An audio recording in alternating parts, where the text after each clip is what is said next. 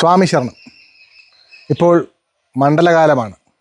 മണ്ഡലകാലത്ത് ശബരിമല പോകാൻ സ്വാമിമാർ വ്രതം നോറ്റ് ജീവിക്കുന്ന കാലഘട്ടമാണിത്.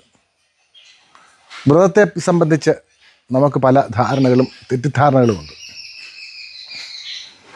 ഈ വ്രതത്തെ സംബന്ധിച്ച് ലിഖിതമായ ഒരു നിയമം, ഇന്ന രീതിയിൽ വ്രതം നോക്കണം, ഇതൊക്കെ ചെയ്തുകൂടാ എന്നുള്ള ഒരു ലിഖിതമായ നിയമം ഇല്ല.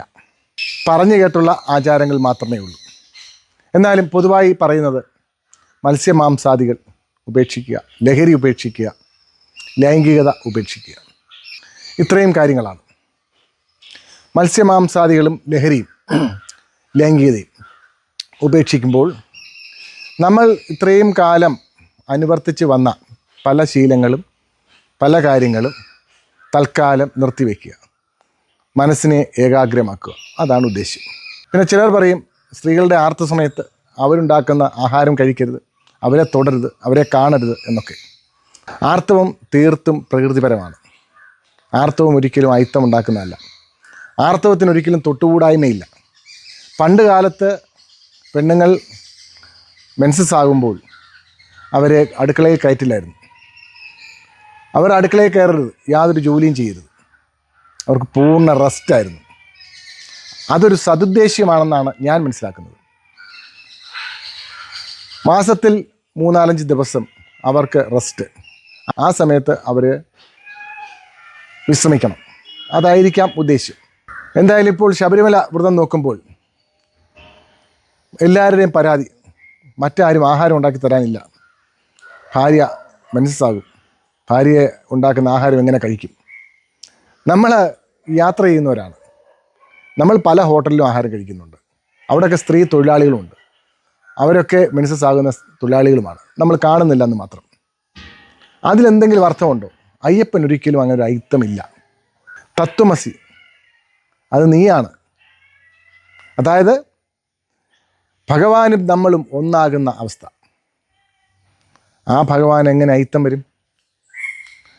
ആ ഭഗവാൻ അയിത്തമില്ല.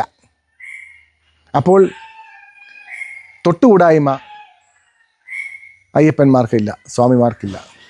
പിന്നെ പലരും ആചാരപ്രകാരം മാറി താമസിക്കുന്നുണ്ട്, ഭജന നടത്തുന്നുണ്ട്, അമ്പലങ്ങളിൽ താമസിക്കുന്നവരുണ്ട്, ചെരുപ്പിടാത്തവരുണ്ട്, കറുത്ത മുണ്ടെടുത്ത് ഫുൾ ടൈം നടക്കുന്നവരുണ്ട്, താടി വെക്കുന്നവരുണ്ട്, മാല ധരിക്കുന്നവരുണ്ട്. ഇതെല്ലാം ബാഹ്യമായ മുദ്രകൾ മാത്രമാണ്, ഒരിക്കലും ആന്തരികമല്ല. നമ്മൾ സ്വാമിയാണ്, നമ്മൾ വ്രതം നോക്കുന്നുണ്ട് എന്ന് സ്വയം ബോധിപ്പിക്കാനും മറ്റുള്ളവർക്ക് അത് മനസ്സിലാക്കാനും അങ്ങനെ നമ്മളോട് ഇടപെടാനും ഒക്കെയുള്ള ഒരു മുദ്രയായിട്ടാണ് കണക്കാക്കേണ്ടത്. ഒരിക്കലും ഈ സ്വാമിമാരെ താടി നീട്ടി വളർത്തണം, അല്ലെങ്കിൽ തലമുടി വെട്ടരുത്, ഷേവ് ചെയ്യരുത് എന്നൊന്നും എങ്ങും നിബന്ധനയില്ല, ഒരിടത്തും നിബന്ധനയില്ല. ഭാരതത്തിലെ സന്യാസികൾ പലതരമാണ്. താടി വളർത്തുന്നവരുണ്ട്, മുണ്ടനം ചെയ്യുന്നവരുണ്ട്, അങ്ങനെ പലതരത്തിലാണ്. അതിന് കൃത്യമായ ഒരു ഏകീകൃത സ്വഭാവമില്ല. അപ്പോൾ ശബരിമല പോകുന്ന സ്വാമിമാർ താടിയും മുടിയും ഒന്നും നീട്ടി വളർത്തിയില്ലെങ്കിലും കുഴപ്പമൊന്നുമില്ല, വളർത്തുന്നത് അവരോട് സന്തോഷം. അവരവർക്ക് തന്നെ ബോധ്യപ്പെടാൻ, മാല, വലിയ മാല ഫുൾ ടൈം വലിയ രുദ്രാക്ഷമൊന്നും ഇടണമെന്നൊന്നുമില്ല, ഇട്ടാൽ അവർക്ക് സന്തോഷം, അവർക്കൊരു ബോധ്യപ്പെടാൻ ഞാൻ സ്വാമിയാണ്, നമ്മൾ വ്രതത്തിലാണ് എന്ന് സ്വയം ബോധ്യപ്പെടാനും മറ്റുള്ളവരെ ബോധിപ്പിക്കാനും ഒക്കെയുള്ള ഒരു ബാഹ്യമായ മുദ്ര എന്ന് മാത്രമേ ഉള്ളൂ.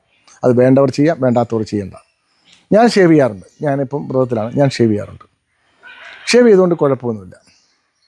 നമ്മുടെ ചില അന്ധവിശ്വാസങ്ങൾ, അതായത് മെൻസസ്സായ സ്ത്രീകളെ തൊടരുത്, കാണരുത്, അവർ വെക്കുന്ന ആഹാരം കഴിക്കരുത്, ഇതൊക്കെ ഒരു അന്ധവിശ്വാസമെന്നേ എനിക്ക് പറയാനുള്ളൂ. അതൊന്നും വ്രതത്തിന് എതിരല്ല, അതൊക്കെ പ്രകൃതിപരമായ ഒരു പ്രോസസ്സാണ്. അത് ജൈവശാസ്ത്രപരമായ ഒരു സംഗതിയാണ്. അന്നേരം അതിനൊന്നും അയിത്തം കൽപ്പിക്കാൻ പാടില്ല. പിന്നെ ചിലർ പറയും എനിക്ക് അധികം കാലം വ്രതം നോക്കാൻ പറ്റത്തില്ല, വീട്ടിലെ ഭാര്യ മെൻസസ് ആവുന്നതുകൊണ്ട് കുറച്ച് ദിവസം വ്രതം നോക്കാൻ. ഭാര്യ മെൻസസ് ആവുന്നത് നിങ്ങൾ വ്രതം നോക്കിക്കൊള്ളുക, മാലയിടണ്ട. ഞാൻ അങ്ങനെയുള്ളവരോട് പറയും, പിന്നെ ഭാര്യ, ഇപ്പം ചിലർക്ക് വിശ്വാസമുണ്ട് മെൻസസ്സായ സ്ത്രീകൾ ഉണ്ടാക്കുന്ന ആഹാരം കഴിച്ചാൽ വ്രതം പോകും എന്നുള്ള വിശ്വാസമുള്ളവരുണ്ട്. അങ്ങനെയുള്ളവർ മാലയിടണ്ട, വ്രതം അങ്ങ് നോക്കിക്കൊള്ളുക. പിന്നെ ഇതൊക്കെ കഴിഞ്ഞ് പോകാൻ നേരത്തേക്ക് 2-3 ദിവസം മുമ്പ് മാലയിട്ടാൽ മതി. വ്രതം നോക്കുന്നത് എന്താ കുഴപ്പം? ഇതിപ്പം നമ്മൾ ശബരിമല പോകാത്ത സമയത്തും ശബരിമല പോകുന്ന സമയത്തൊക്കെ വ്രതം നോക്കാം. അന്നേരം വ്രതം നോക്കുന്നതിന് യാതൊരു തെറ്റുമില്ല. എങ്ങനെ വേണേൽ വ്രതം നോക്കാം. മാലയിടേണ്ട ആ വിശ്വാസമുള്ളവർ, തീവ്രമായ ആ വിശ്വാസമുള്ളവർ മാലയിടേണ്ട. മാലയിടുന്നത് ശബരിമല പോകുന്നതിനടുത്ത് തന്നെ മതി. അതാണ് ഉത്തമം. അപ്പോൾ മുദ്രകൾ ബാഹ്യവും ചിഹ്നങ്ങൾ ബാഹ്യവും, വ്രതം ആന്തരികവുമാണ്. കാവിയും കറുപ്പ് കച്ചയും രുദ്രാക്ഷമാലയും താടിയും മുടിയും എല്ലാം ബാഹ്യം. വ്രതാനുഷ്ഠാനം ആന്തരികം. ഇത് രണ്ടും കൂടെ സമന്വയിപ്പിക്കാം, തിരക്കേടില്ല. ബാഹ്യം മാത്രമാകരുത്, ആന്തരികം കൂടെ വേണം. ബാഹ്യം മാത്രമാകരുത്, ആന്തരികം കൂടെ വേണം. അത്രയേ എനിക്ക് പറയാനുള്ളൂ. വ്രതങ്ങളൊന്നും അയ്യപ്പന് വേണ്ടിയല്ല, വ്രതങ്ങൾ നമുക്ക് വേണ്ടിയാണ്. വ്രതാനുഷ്ഠാനങ്ങൾ നമ്മുടെ ജീവിതത്തിൻ്റെ നൽപ്പിന് വേണ്ടിയാണ്. നമ്മുടെ ജീവിതം ഓർഡറാക്കാൻ വേണ്ടിയാണ്. നമ്മുടെ ജീവിതം ക്രമീകരിക്കാൻ വേണ്ടിയാണ്. വർഷത്തിൽ 1 മാസം നന്നായി ജീവിക്കാൻ വേണ്ടിയാണ്. അത്രമാത്രം മനസ്സിലാക്കുക. അല്ലാതെ അയ്യപ്പനെ പരിപോഷിപ്പിക്കാനല്ല. സ്വാമി ശരണം.